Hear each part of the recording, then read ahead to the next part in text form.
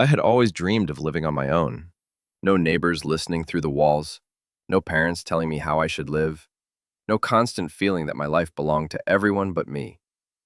So when I finally got the chance to buy a small but cozy apartment in an old building downtown, I didn't think twice.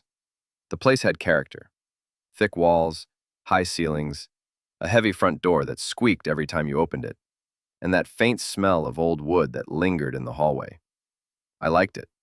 It felt as if the building itself was alive, keeping pieces of people's lives inside its bricks.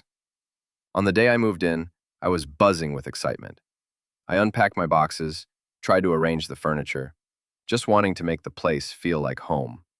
Then, while opening the closet in the bedroom, I noticed something tucked away on the top shelf, a small bundle wrapped in yellowed paper.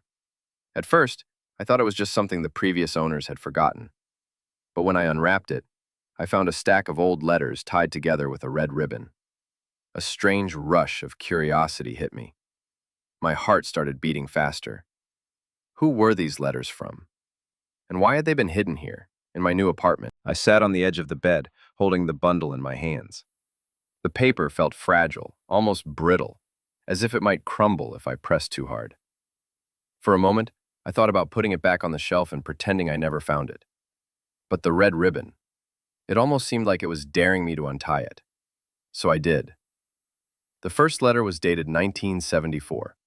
The handwriting was elegant, written with a fountain pen, the ink slightly faded with time. I read the opening line out loud, almost whispering.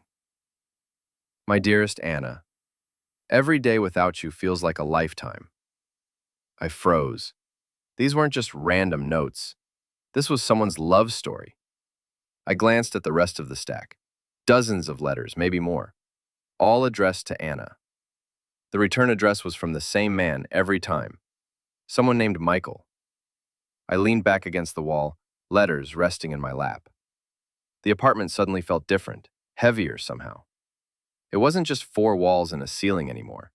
It was a place where someone had loved deeply, maybe even desperately. And for reasons I couldn't explain, I felt drawn into their story. I couldn't stop myself. I opened another letter. Anna, I still walk by the cafe where we used to sit every Sunday. I swear I hear your laughter in the air. People say I should move on, but how do you move on from the only person who ever felt like home? My chest tightened. Whoever this Michael was, he wasn't just writing pretty words. He was pouring his soul into every line. I read 3, then 5 more letters, flipping through the years. Some were hopeful, filled with promises. Others carried a darker tone, desperation, regret. And then I noticed something strange. The letters were all from Michael to Anna, but there were no replies, not a single one. I looked at the bundle again. Same handwriting, same return address. It was as if Anna had never written back, or maybe her replies were never saved. I leaned forward, elbows on my knees, trying to process it. Why had these letters been left here? And why did it feel like their story wasn't finished? The next evening, after unpacking a few more boxes, I found myself staring at the bundle again. I told myself I'd just read one more letter before bed.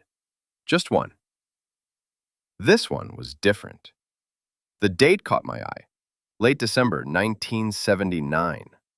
Almost 5 years after the first letter. Anna, I came by the apartment again. Your window was dark. The neighbor said you hadn't been around for months. Please, if you're reading this, write to me. Tell me you're all right. Tell me you haven't forgotten what we had. I set the page down slowly, my pulse racing. Michael had written to Anna, at this exact apartment. I stood and looked around the room, the walls suddenly closer, almost listening. Could Anna have lived here before me? Was this the place where she was supposed to meet him? The home she had either abandoned or been forced to leave. The thought made my skin prickle. I wasn't just living in a new apartment. I was living in someone else's unfinished story. I couldn't shake it off. The letters weren't just paper and ink anymore. They felt like whispers left behind for someone to find. For me to find. The next morning, while rearranging the shelves in the living room, I noticed something odd. One of the wooden panels in the back didn't quite fit. The edges were uneven, almost like it had been forced in place. Curiosity got the better of me. I pulled gently, and after a few tries, the panel slid out with a soft creak. Behind it was a narrow gap, just enough space to hide something. Inside, wrapped in a faded silk scarf, was a small photograph. It showed a young woman in a summer dress, smiling at the camera. Her eyes were bright, her hair styled in waves, the kind of classic beauty you'd see in old magazines. On the back, written in the same handwriting as the letters, were just 3 words: "For my Anna." I sat there, holding the photo, my mind spinning. So she had lived here. This was her home. And Michael, he had left his heart inside these walls. But the bigger question was, why was all of it hidden? That night, I couldn't sleep. The photo of Anna sat on my nightstand, the letters stacked neatly beside it. Every time I closed my eyes, her smile came back to me, warm and alive, like she was still here somehow. Around midnight, I gave up on sleep and started pacing the apartment. That's when I noticed something else. Beneath the bedroom window, the wallpaper was peeling at the corner.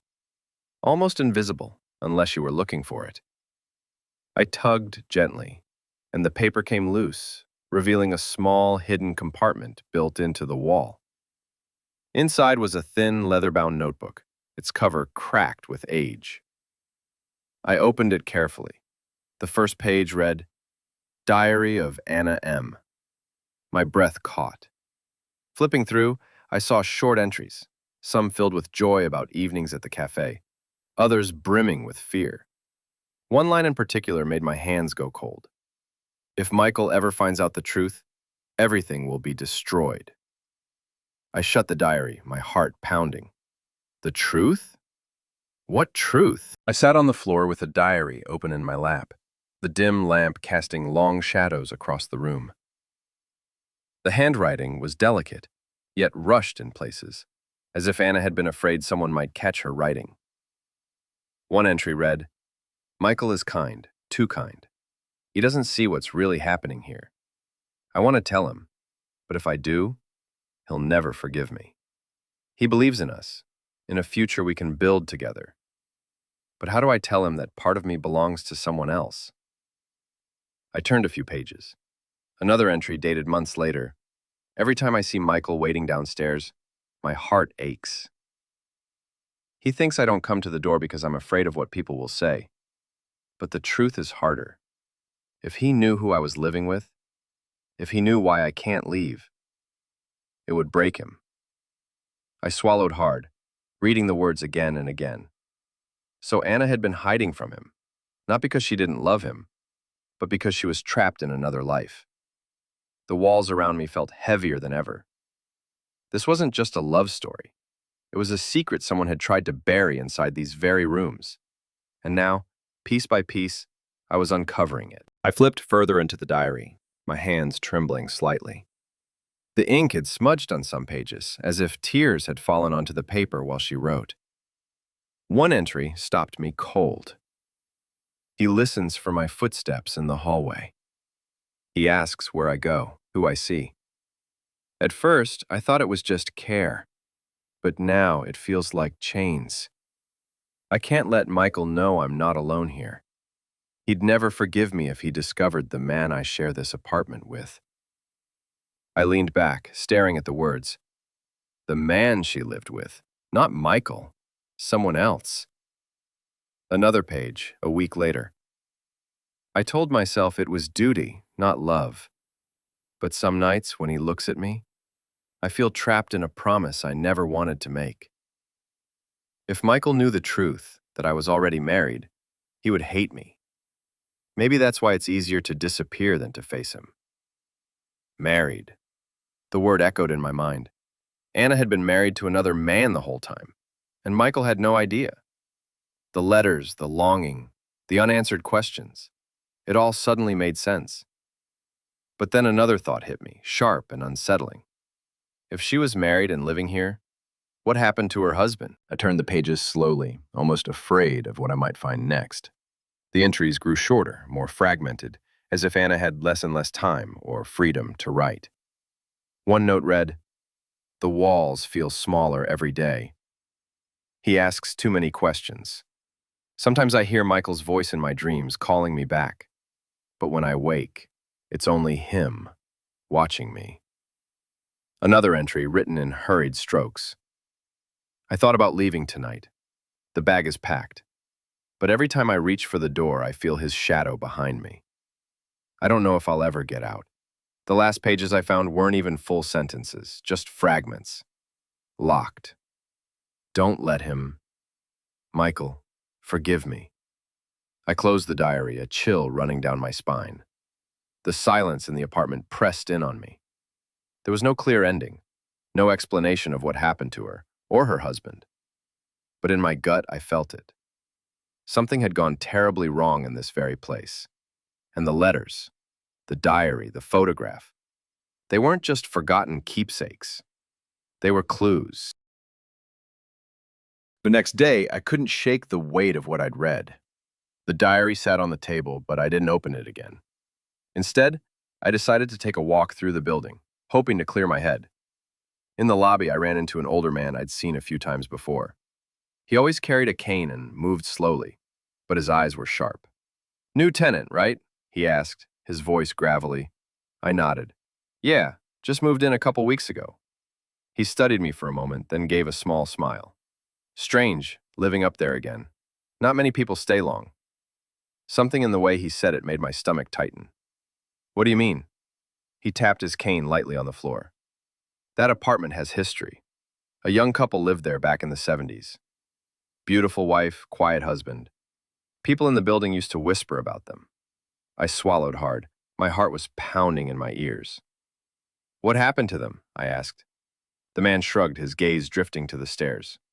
"She disappeared. Just vanished one day. Some said she ran away, others—" He paused, his jaw tightening. "Others thought she never left the apartment at all." He turned to leave, but before he reached the door, he added, almost to himself, "And the husband? Well, he stayed. For a while." The old man's words followed me upstairs like an echo I couldn't shake.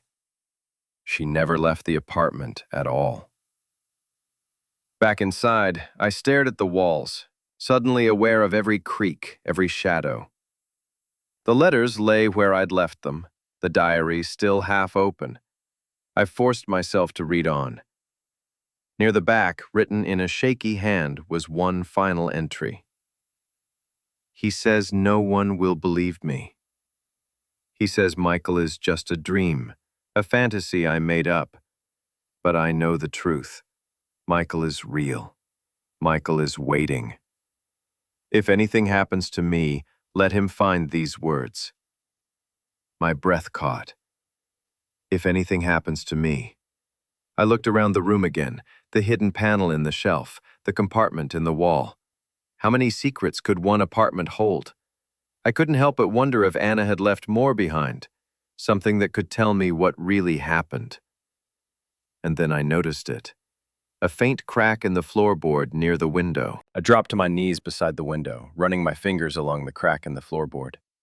The wood was loose, just enough that, with a little pressure, I managed to pry it up. Beneath the board was a shallow cavity lined with dust. At first, I thought it was empty, but then my hand brushed against something small and metallic. I pulled it out. It was a key. Old, heavy, with an ornate bow. Nothing like the modern keys we use today. Alongside it lay a folded piece of paper, yellowed with age. I unfolded it carefully. The handwriting was Anna's. If you are reading this, it means I could not escape. This key opens the box I hid in the basement, behind the boiler. Michael, if it's you, forgive me. I wanted to tell you everything, but time ran out. My chest tightened. The basement. The building still had one. I'd passed the door on my way in a dozen times, but it was always locked. Now, I held the key that might open more than just a box. It might open the truth. That night, I couldn't think about anything else. The key sat in my pocket, heavy as a stone. Around midnight, I grabbed a flashlight and headed downstairs. The basement door groaned when I unlocked it.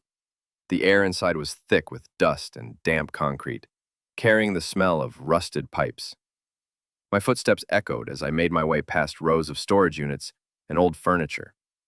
Then I saw it, the old boiler, massive and silent, tucked into the far corner.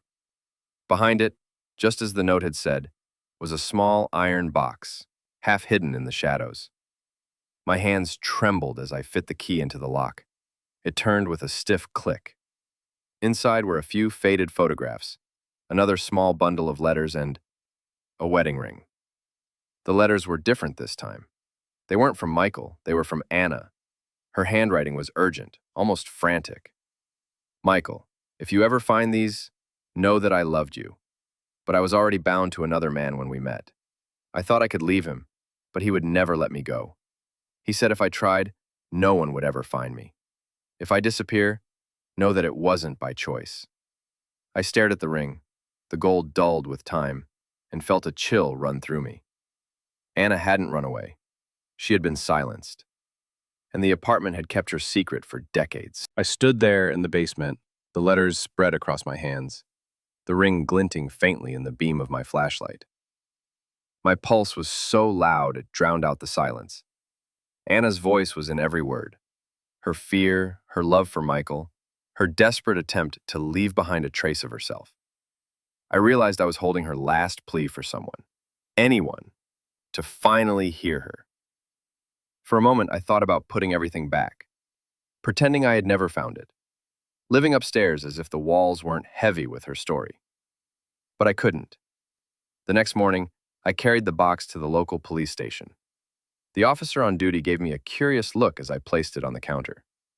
I explained where I'd found it, the diary, the letters, the photograph. They promised to investigate, though I could tell from their expressions they weren't sure what, if anything, they would find after so many years. Still, I had done what I could. That night I sat in my apartment, staring at the empty shelf where the letters had been. The silence felt different now, lighter somehow. Anna's secret was no longer buried. Her voice had been heard. But as I switched off the light and lay down, I couldn't shake the feeling that the apartment still held more stories. And maybe, just maybe, it was waiting for me to uncover them too. A week later, I got a call from the police station. They thanked me for turning in the box, but admitted there wasn't much they could do. Too many years had passed. Too little evidence remained. I hung up, feeling both relieved and disappointed. At least Anna's story wasn't hidden anymore, but it still didn't have a clear ending. That evening, as I returned home, I ran into the old man with the cane again. He gave me a long look, his eyes sharper than before. "So," he said quietly, "you found her things." I froze. "You knew?" He gave a thin smile. "Everyone who's lived in that apartment eventually finds something. A letter, a photo, a drawer that doesn't quite close." He tapped his cane against the floor. "But no one ever finds it all." I opened my mouth to ask what he meant, but he was already walking away, the sound of his cane echoing down the hall. That night, lying in bed, I stared at the ceiling. The apartment was silent, yet it no longer felt empty. Maybe Anna's story was over, but the building still had more to tell.